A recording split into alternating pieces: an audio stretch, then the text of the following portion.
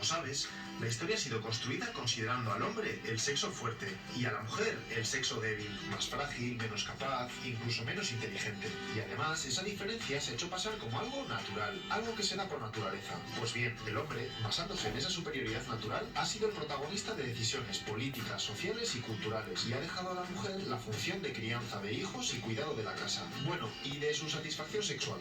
Y eso durante siglos y siglos y siglos. A lo largo de la historia, muchas mujeres se han sentido molestas con esta desigualdad llevando a cabo quejas y protestas. Pero no es hasta el siglo XVIII cuando hay una toma de conciencia colectiva de esta situación y se desarrolla un movimiento ideológico y social que luchará por romperla. El movimiento feminista. Empezamos. Estamos en el siglo XVIII, en el Renacimiento. Te sitúo. Si eres mujer, tu labor natural es cuidar de la casa, criar a los hijos y practicar sexo con tu marido. Eso sí, no puedes estudiar, votar ni tomar decisiones familiares, ni siquiera con quién te casas. Si trabajas, el dinero es para tu marido. Flipante, ¿no? Bueno, entonces surge la Ilustración, principalmente en Francia. Un movimiento intelectual que defiende la igualdad social de las personas. Todos somos iguales independientemente de la clase social. Como recordarás, esto lleva a la Revolución Francesa, que trae consigo la Declaración de los Derechos del Hombre y del Ciudadano. Pero, ¡tachán!, en esa declaración habla exclusivamente de los derechos del hombre sin incluir a la mujer. Las mujeres no entienden como habiendo un cambio político hacia la igualdad universal, ellas, la mitad de la población, son excluidas. Y entonces aparecen dos mujeres fundamentales dando lugar a la llamada primera ola del feminismo. Ya verás, por un lado, Olympe de Gouges. Ella coge el texto y lo replica. Escribe la Declaración de los Derechos de la Mujer y de la Ciudadana y reivindica todos los derechos civiles para la mujer. Es uno de los primeros documentos que propugna la igualdad jurídica y legal de las mujeres. Por otro lado, Mary Wollstonecraft y su Vindicación de los Derechos de la Mujer, considerado el texto que funda el feminismo. Fíjate lo que dice. La diferencia entre los géneros, hombre y mujer, no es algo natural, como se venía pensando, sino algo cultural, algo que se produce a través de la educación. Por tanto, aboga por una educación igualitaria. Muchas mujeres comienzan a cuestionar la necesidad de quedarse en casa por obligación. Por cierto, la hija de Wollstonecraft fue Mary Shelley, autora de Frankenstein. Curioso, ¿eh? Ante estas primeras reivindicaciones feministas que suponen todo un avance, se responde con una dura represión. Olympe de Gouges, por ejemplo, es guillotinada, muchas mujeres encarceladas, no se permite que se reúnan más de 5 mujeres en la calle. Y espera, que esto sigue. A principios de 1800, el Código francés o Código Napoleón, que se extiende por toda Europa, exige a las mujeres actuar con obediencia a sus maridos y les deja sin derechos civiles ni políticos. Increíble, ¿eh? Ya ves, las cosas, en lugar de mejorar, se ponen peor para la mujer. Eso sí, a pesar de esta derrota, las cosas nunca volverán a ser lo mismo. Espera que te sigo contando porque llega la segunda ola del feminismo, el sufragismo. Y esta ola ya no es un movimiento solo intelectual, pasa a ser un movimiento de acción social. Ya verás, el movimiento sufragista surge en los dos países anglosajones y luego estos van influyendo en el resto de países. Vamos por partes. En Estados Unidos, las mujeres han luchado por la independencia de su país. Ahora se agrupan por la defensa de los derechos de los esclavos. Bueno, pues 4 mujeres viajan a Londres, al Congreso Antiesclavista, pero no te lo pierdas, no les dejan participar por el hecho de ser mujeres. Al final, les dejan hacerlo tras una cortina. Indignadas, toman conciencia de su desigualdad como mujeres y, de vuelta al país, dos de ellas, Lucrecia Mott y Elizabeth Cady Stanton, comienzan su lucha, ahora ya a favor de los derechos de las mujeres. En 1848, en Seneca Falls, frente a unas 300 personas, exponen la Declaración de Sentimientos. Reivindican recuperar todos los derechos civiles, como la igualdad de educación. Y, como sabes, el voto. Hacen especial hincapié en esto último porque piensan que una vez pudiendo votar, los demás derechos vendrán solos. Es el inicio del sufragismo norteamericano. Las mujeres comienzan a defender sus derechos en masa, con manifestaciones, panfletos, pero no te creas que fue algo sencillo, porque durante años y años son humilladas y pisoteadas. En Inglaterra lo mismo, pero aquí se cansan antes, y tras casi medio siglo de lucha moderada, pasan a la acción, y encima lo hacen fuertemente, a través de huelgas de hambre, encadenamientos, sabotajes a líderes políticos, incluso bombas e incendios. ¿Sabías que se les debe a ellas la invención de estos métodos de lucha? Vaya. Y primera victoria. Poco a poco, a partir del final de la Primera Guerra Mundial, las mujeres empiezan a obtener el voto por diferentes países del mundo. En Inglaterra lo consiguen en 1918, eso sí, solo para mayores de 30. En Estados Unidos, en 1920, aunque solo para las mujeres blancas, y 80 años después de Seneca Falls. Y así le seguirán otros países. Pero espera un momento, el movimiento sufragista es principalmente un movimiento de burguesas blancas. ¿Y el resto de mujeres?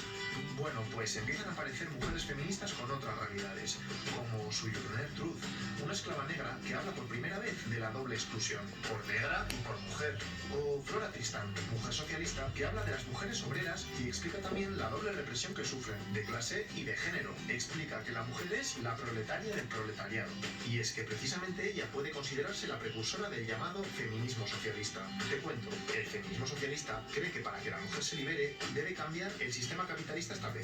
Esto es complejo, pero me interesa que sepas que empiezan a distinguirse dos ramas dentro del feminismo, una que busca la igualdad de derechos y otra que pretende cambiar todo el sistema establecido. Luego lo verás más claro.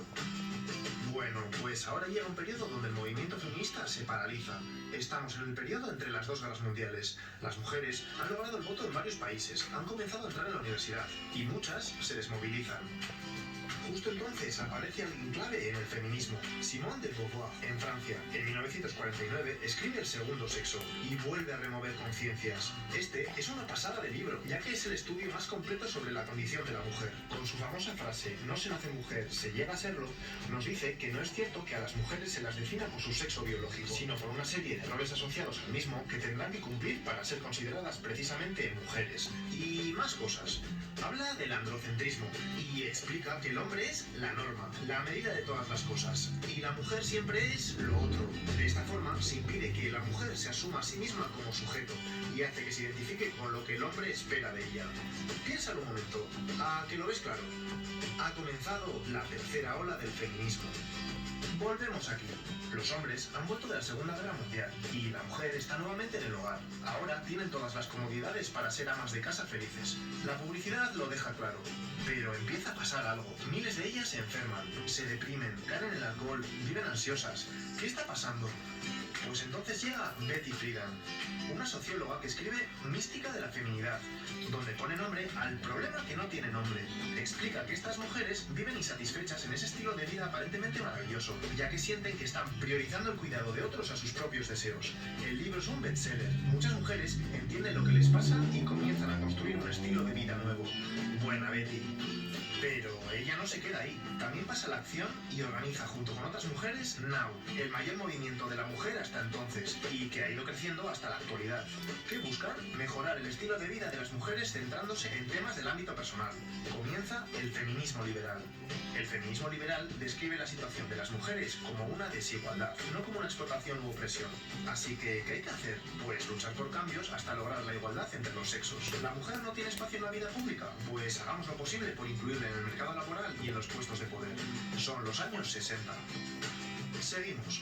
Se han conseguido los derechos fundamentales y las mujeres empiezan a ocupar puestos de poder. ¿Pero ya está? No, porque ¿qué pasa en el ámbito privado dentro de los hogares? Pues hay malos tratos, desigualdad de reparto de tareas, explotación económica. Es como si se reprodujera dentro de las casas la misma relación de poder del hombre hacia las mujeres que fuera de ella. Cada vez hay más conciencia de esto y surge una nueva corriente feminista que quiere cambiar esta situación. El feminismo radical. Pero no te confundas, radical de raíz, porque el problema hay que resolverlo desde ahí. ¿Y cuál es la raíz del problema? El patriarcado, el sistema de dominación del hombre sobre la mujer, que se produce en todos los ámbitos: familiar, política, económica, social, científica. ¿Te suena el movimiento de liberación de la mujer? Pues pertenece a esta corriente. Varias mujeres se organizan y llevan a cabo grandes protestas públicas como las que hacen a los certámenes de belleza, que lo consideran una cosificación de la mujer. Pero van más allá, y este movimiento también crea espacios propios como centros de mujeres maltratadas, de defensa personal, ginecológicos, guarderías. El feminismo radical consigue que las mujeres del siglo XX vayan cambiando el día a día de sus vidas hacia la liberación. Y como te he dicho, ya tenemos las dos grandes posturas feministas de las que te he hablado antes. Recapitulemos. Las feministas liberales buscan la igualdad de derechos de la mujer frente al hombre. Las feministas radicales van más allá y quieren romper el sistema patriarcal en que vivimos. Comienzan entre ambas posturas ciertas diferencias. Te pongo un ejemplo. ¿Qué pasa si tú, mujer, subes un selfie a redes sociales en una postura sensual? Pues para el feminismo liberal, genial. Estás desafiando al sistema, que espera que te comportes de forma recatada. Estás empoderándote. El feminismo radical piensa otra cosa. Respeta tu foto. Eres libre de hacer lo que quieras, pero no cree que estés desafiando nada, porque te mueves dentro de los esquemas patriarcales impuestos del sentido de belleza de la mujer y feminidad. Vamos, que el sistema de poder se sigue manteniendo. Llegan los años 90. Vale, siguen los avances, pero veamos, hasta ahora es como si el feminismo hablase siempre de un prototipo de mujer. Pero una cosa, ¿Qué pasa, por ejemplo, con las mujeres transexuales?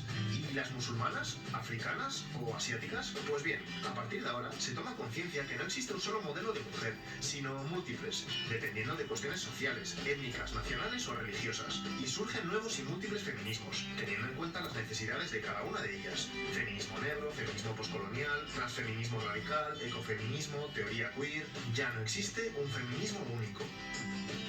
A lo largo del siglo XXI se va adquiriendo una mayor conciencia en la sociedad general de la desigualdad de la mujer y surgen movimientos sociales como el movimiento Me Too, donde millones de mujeres denuncian públicamente su experiencia de abuso por hombres, o las manifestaciones y huelgas multitudinarias del 8 de marzo de 2018, en el Día Mundial de la Mujer. Se ha logrado mucho, pero a día de hoy no se ha consolidado la igualdad entre hombres y mujeres. Sigue habiendo violencia de género, las mujeres siguen cobrando menos por el mismo cargo laboral y los puestos relevantes en el mundo de la política, militar y económica siguen siendo mayoritariamente de hombres. Hemos llegado a la actualidad.